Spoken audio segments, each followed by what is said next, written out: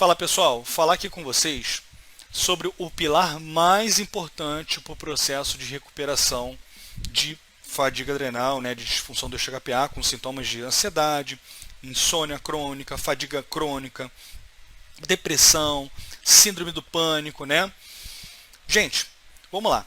Como eu falei, o pilar mais importante para o processo de recuperação, o pilar número 1, a base, é a alimentação, tá? Então eu vou falar aqui com vocês de estratégias, um mapeamento, um resumo, uma ideia geral, Então, gente, primeiro ponto, tem que tirar tudo o que adoece, tudo que está fazendo com que a pessoa permaneça doente, tudo que adoeça a pessoa. Seria o quê? Doces, açúcar, glúten, lácteos, exceto manteiga, adoçantes, transgênicos, e tudo quanto é tipo de alimento ultraprocessado, temperos prontos, Tem uma gama gigantesca de produtos alimentícios, que trazem efeitos deletérios para o nosso corpo, tá? Suco de caixinha, muita coisa. Então, primeiro retira o que está adoecendo.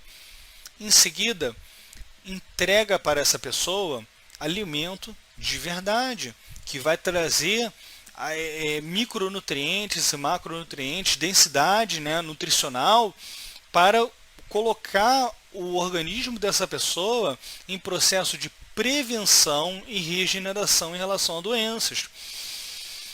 Então, uma forma de adaptar muito bem, que funciona muito bem para o tratamento de fadiga adrenal, de disfunção do eixo-HPA, das síndromes metabólicas de um modo geral, são as dietas carnívora, cetogênica, cetocarnívora e low carb. O tipo de dieta que vai ser utilizado depende muito da individualidade da pessoa, do histórico da pessoa e dos exames, tá? Se a pessoa apresenta um SIBO, aplica-se melhor uma dieta carnívora. Se a pessoa apresenta uma resistência insulínica muito grande, mas não apresenta SIBO, encaixa-se muito bem uma cetocarnívora, por exemplo, tá? Se os exames da pessoa estão legais, não está com muita resistência insulínica, não tem clínica para SIBO, uma low carb já dá para encaixar, tá? Então, tem todas essas nuances que devem ser observadas, tá? Bom, definida a dieta, retirado o que faz mal e tudo mais. Eu vou falar aqui com vocês de duas situações que devem ser observadas e que não podem ser negligenciadas, tá? A primeira é o jejum, tá? O jejum intermitente. Gente, jejum intermitente é excelente para quem não sofre de fadiga adrenal, para quem não tem sintomas de ansiedade, depressão, insônia crônica, e que esteja atrelado com alguma disfunção do eixo-HPA, que é a fadiga adrenal. Por que isso? Quando você fica em jejum por período prolongado, você está trazendo um estresse para o corpo, tá? E quando a pessoa tem fadiga adrenal, a gente tem que deixar a glândula adrenal descansando o máximo possível, ou seja, diminuir ao máximo possível qualquer agente estressor, mesmo que benéfico, a exemplo do jejum intermitente. Tá? Quando a pessoa estiver recuperada, ela faz o jejum intermitente, mas enquanto ela estiver com fadiga adrenal, não.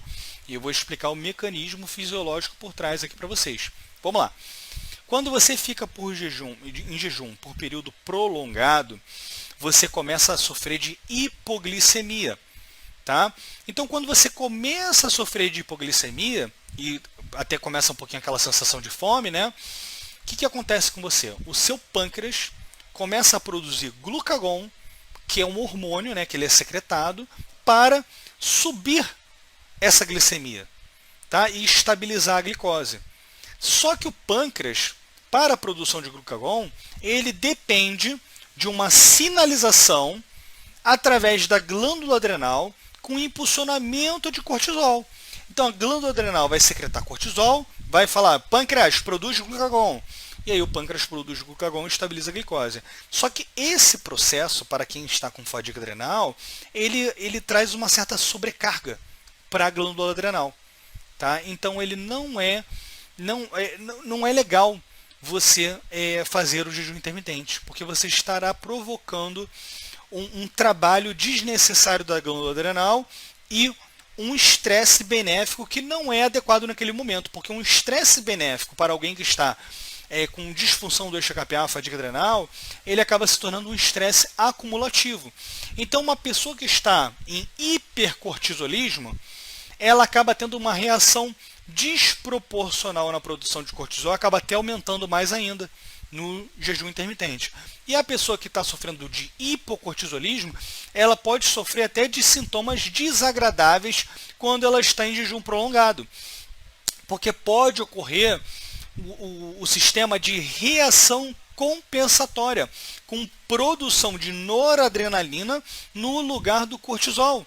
Já que o organismo não está conseguindo produzir cortisol de forma adequada, ele acaba produzindo noradrenalina como uma forma de tentar suprir a demanda de cortisol que não está sendo possível de ser secretado. Então, quando o organismo, através de mecanismo compensatório, produz noradrenalina no lugar do cortisol, pode dar sintomas aí de taquicardia, né, hiperventilação, aquela falta de ar, visão turva, né, inquietação, irritação, ansiedade, dor no peito, que são sintomas de pânico. Tá?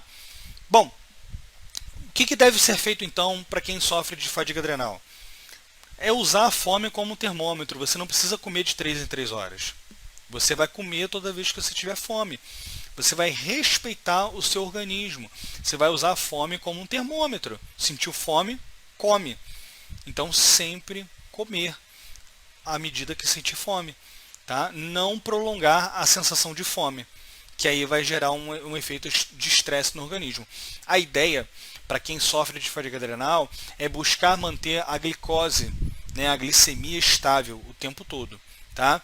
E a gente vai conseguir fazer isso através também, né, de alimentos bastante densos, nutricionalmente falando, e que toda refeição tenha boas proteínas e boas gorduras, que vai ser objeto do que eu vou falar agora. Tá?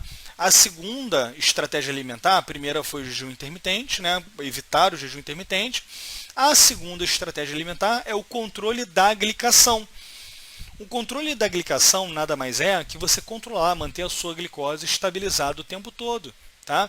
O que é a glicação, gente? Glicação é quando você ingere carboidrato de forma isolada, né? Até mesmo carboidrato e proteína, né? E você sofre um pico glicêmico seguido de um pico insulinêmico. Esse mecanismo fisiológico aqui, ele é inflamatório, tá? E ele também traz propensão a desenvolver resistência insulínica ao longo do tempo, que é também um marcador inflamatório que traz efeitos deletérios ao organismo. Tá? Então, gente, o que acontece? Como controlar a glicação? É relativamente simples.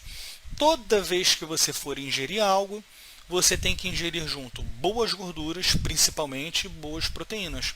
As boas gorduras vão estabilizar a glicose na refeição, não vai deixar ter um pico glicêmico muito alto, sem a necessidade de um pico insulinêmico para estabilizar, para corrigir essa glicose que ficou alta demais por conta de um pico, por conta de um carboidrato de forma isolada. Tá? Então, esse é o controle da glicação. E aí vocês vão entender que o mecanismo é parecido com o do jejum intermitente, que também traz efeitos deletérios para quem está com fadiga adrenal. Quando você sofre glicação, né, o que acontece? A glicose foi lá em cima quando você comeu um carboidrato de forma isolada. O que acontece? O pâncreas precisa produzir altas quantidades de insulina para estabilizar aquela glicose que está lá em cima. De quem que o pâncreas precisa receber sinalização? Da glândula adrenal, através do impulsionamento de cortisol. Então a glândula adrenal produz cortisol, fala: pâncreas, agora é hora de produzir insulina para baixar aquela glicose. Então ele produz uma quantidade relativamente alta para tentar estabilizar aquela glicose que foi lá no topo por conta de uma refeição com carboidrato de forma isolada. Então o pâncreas, tanto para produzir glucagon, para subir a glicose e estabilizá-la no jejum, quanto para produzir insulina para baixar a glicose e estabilizá-la, depende da sinalização da glândula adrenal através do cortisol. Tá? Então, esses dois mecanismos eles têm que estar muito bem endereçados num processo de recuperação de fadiga adrenal. Eu identifico aqui, assim, eu recebo clientes que já estão fazendo um tratamento até muito legal, tanto de nutracêuticos quanto uma dieta limpa, e esses dois detalhes muitas das vezes estão negligenciados. Às vezes eles já são colocados em janelas de jejum de 16 horas, 14 horas, até 18 horas, quando não é ainda o momento. Ou em algumas refeições estão realizando glicação diariamente. É um detalhe relativamente bobo, mas que muitas das vezes não é observado. E só esses ajustes já ajudam a resolver o problema. Tá? Porque o progresso do processo de recuperação é muito complexo. É uma gama muito grande de fatores que devem ser endereçados para entregar ao organismo todo o necessário para ele se recuperar. Porque quem está com disfunção do eixo HPA está com uma hipersensibilidade, gente. É uma intolerância a qualquer agente estressor.